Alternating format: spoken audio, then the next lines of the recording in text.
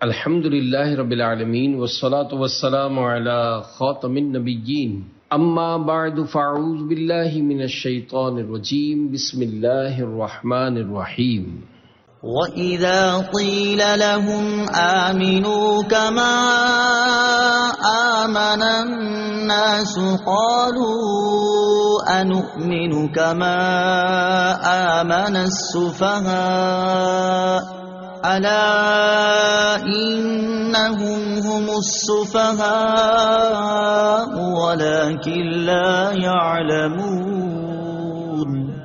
ترجمہ: اور جب ان سے کہا جائے کہ تم اسی طرح ایمان لاؤ جیسے اور لوگ ایمان لائے تو کہتے ہیں کیا ہم بے وقوفوں کی طرح ایمان لائیں؟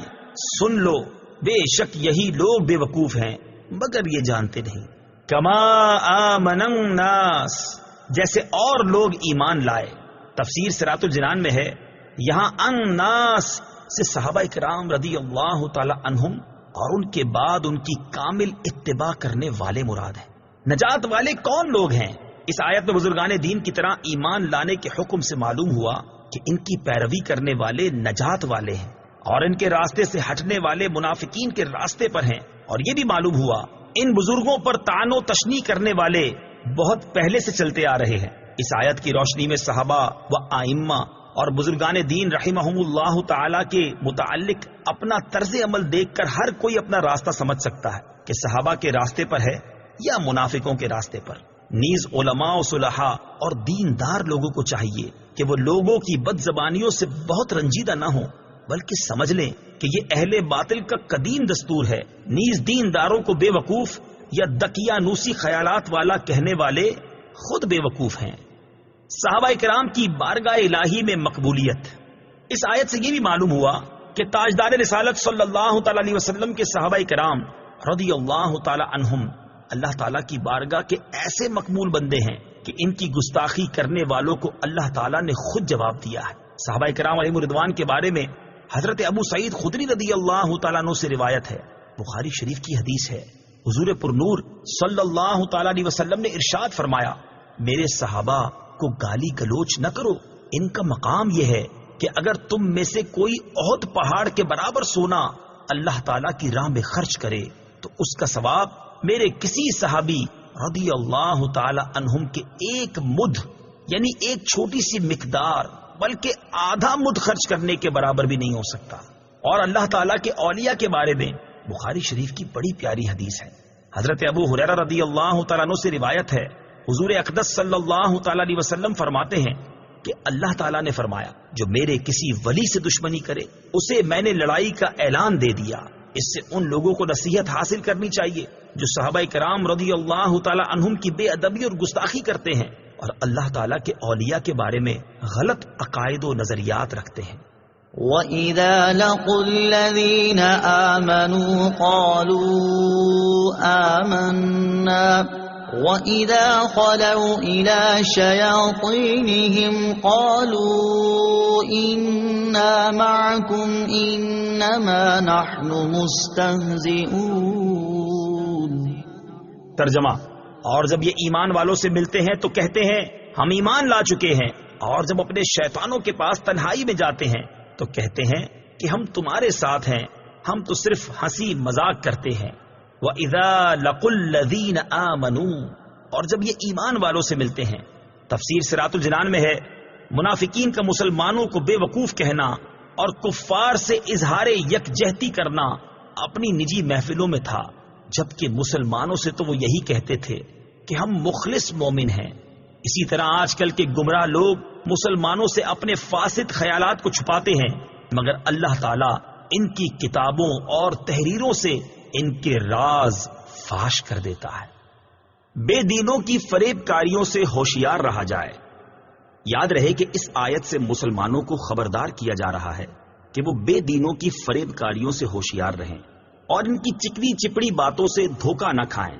ایک اور مقام پر اللہ تعالیٰ ارشاد فرماتا ہے، یا ایہا الذین آمنوا لا تتخذوا بطانة من دونکم لا یألونکم خبالا ودوا ما عنتم قد بدت البغضاء من أفواههم وما تخفي صدورهم أكبر قد بينا لكم الآيات إن كنتم تعقلون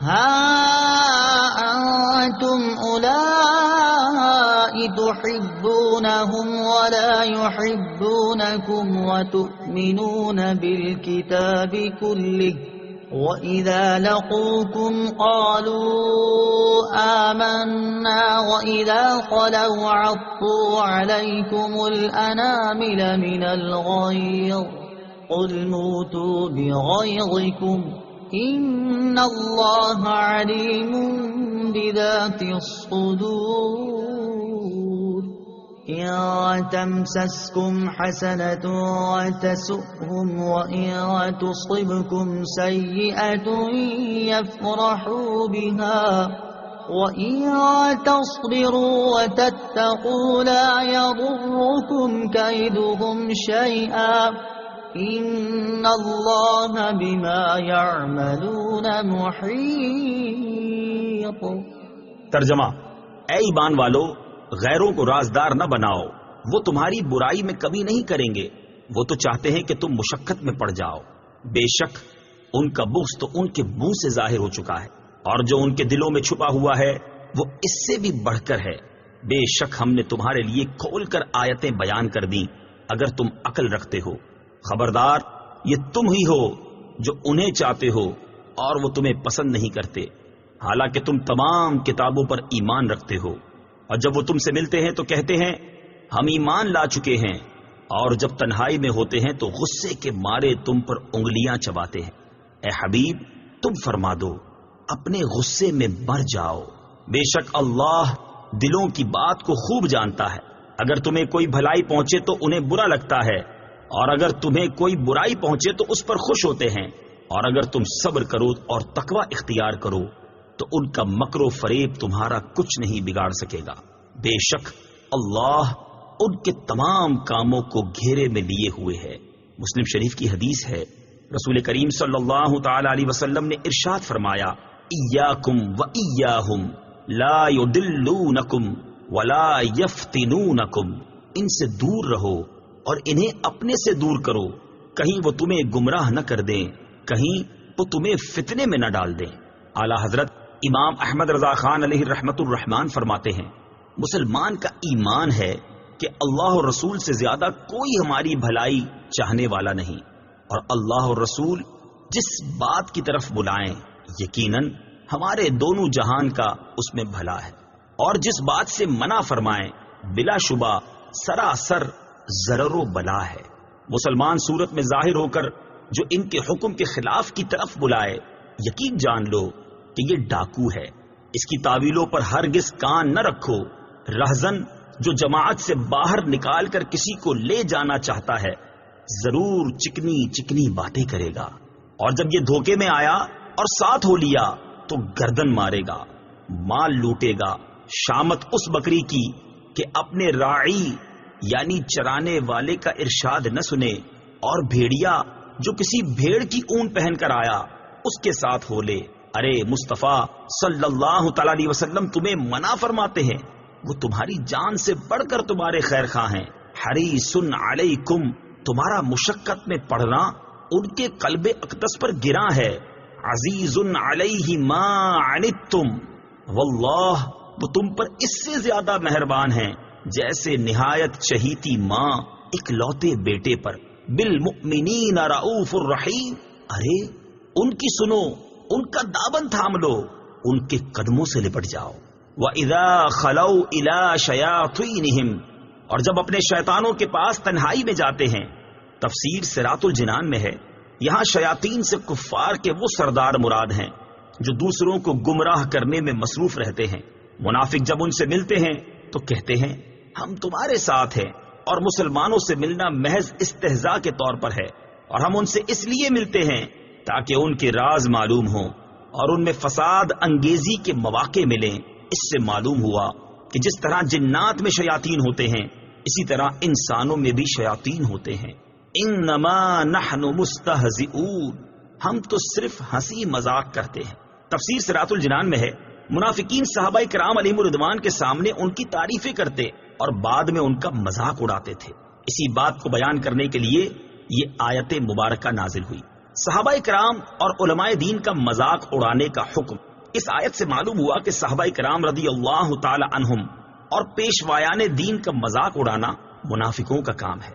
آج کل بھی ایسے لوگوں کی کمی نہیں جو اپنی مجلسوں اور مخصوص لوگوں میں علماء و صلحاء اور دینداروں کا مذاق اڑاتے اور ان پر پھبتیاں کستے ہیں، اور جب ان کے سامنے آتے ہیں تو منافقت سے بھرپور ہو کر خوشامد اور چاپلوسی کرتے ہیں اور تعریفوں کے پل باندھتے ہیں. یوں ہی ایسے لوگوں کی بھی کمی نہیں جنہیں مذہب اور مذہبی نام سے نفرت ہے اور مذہبی حلیہ اور وضاقتہ دیکھ کر ان کی طبیعت خراب ہو جاتی ہے. اللہ تعالیٰ ان لوگوں کو ہدایت عطا فرمائے. یاد رہے کہ انبیاء کرام علیہ الصلوۃ والسلام اور دین کا مذاق اڑانا کفر ہے. یوں ہی صحابہ کرام رضی اللہ تعالی عنہم کی بے ادبی گمراہی ہے. اسی طرح علم کی وجہ سے علماء دین کا مذاق اڑانا کفر ہے ورنہ حرام ہے. اللہ یستہزئ بہم ویمدہم فی طغیانہم یعمہون. ترجمہ: اللہ ان کی ہنسی مذاق کا انہیں بدلہ دے گا اور ابھی وہ انہیں مہلت دے رہا ہے کہ یہ اپنی سرکشی میں بھٹکتے رہیں. اللہ یستہزئ بہم، اللہ ان کی ہنسی مذاق کا انہیں بدلہ دے گا. تفسیر صراط الجنان میں ہے اللہ تعالیٰ استہزاء اور تمام عیوب سے پاک ہے. یہاں جو اللہ تعالیٰ کی طرف استہزاء کی نسبت ہے اس سے مراد منافقوں کی استہزاء کا بدلہ دینا ہے، اور بدلے کے وقت عربی اور اردو میں اسی طرح کا لفظ دوہرا دیا جاتا ہے جیسے کہا جائے کہ برائی کا بدلہ برائی ہی ہوتا ہے، حالانکہ برائی کا بدلہ تو عدل و انصاف اور آدمی کا حق ہوتا ہے. صدق اللہ العظیم.